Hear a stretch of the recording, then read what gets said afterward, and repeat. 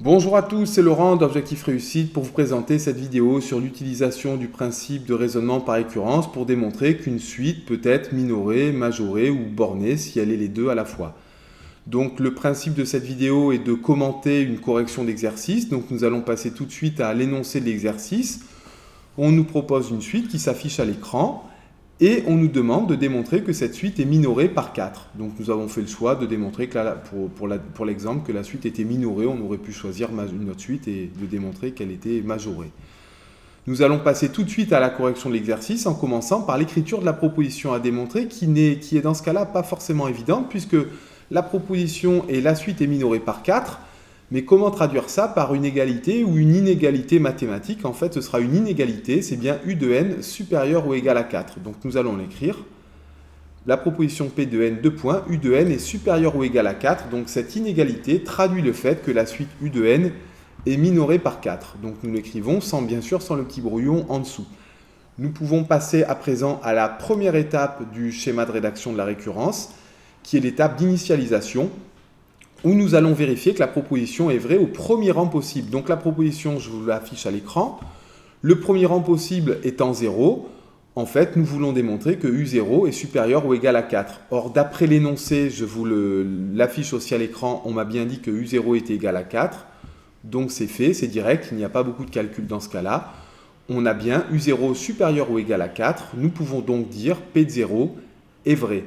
Et passer à la deuxième étape du schéma de rédaction qui est l'étape d'hérédité. Donc nous allons supposer qu'il existe un entier k fixé quelconque tel que pk vrai. Ça se traduit comme je vous l'affiche à l'écran par u de k supérieur ou égal à 4.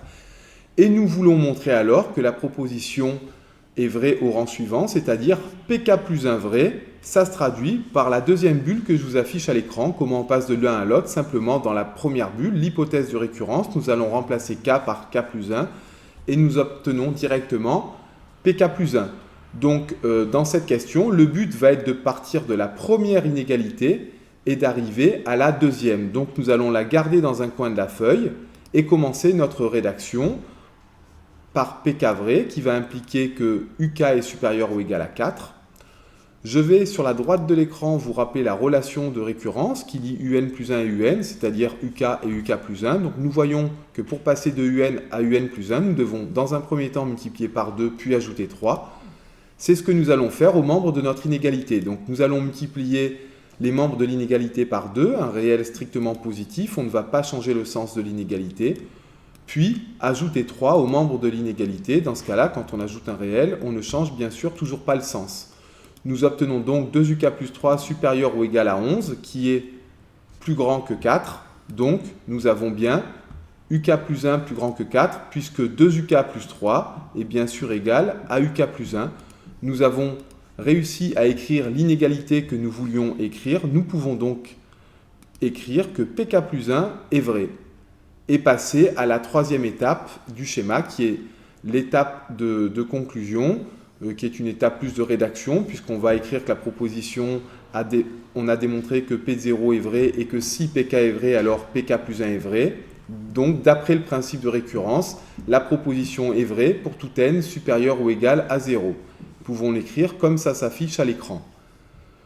Histoire de revoir tout ça tranquillement, je vous affiche un petit résumé à l'écran. Vous pouvez faire une pause si vous désirez pour le recopier ou le relire bien tranquillement. J'espère que la vidéo vous a plu.